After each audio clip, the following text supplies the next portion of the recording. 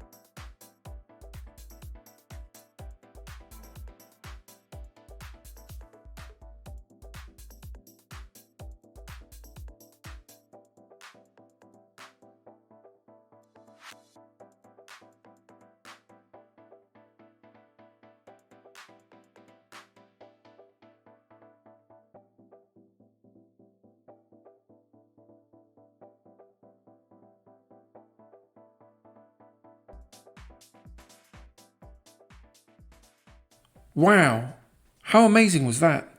Thank you, Tom, for showing us how it's done. I hope you enjoyed this video. If so, why not like and subscribe for more car design shorts?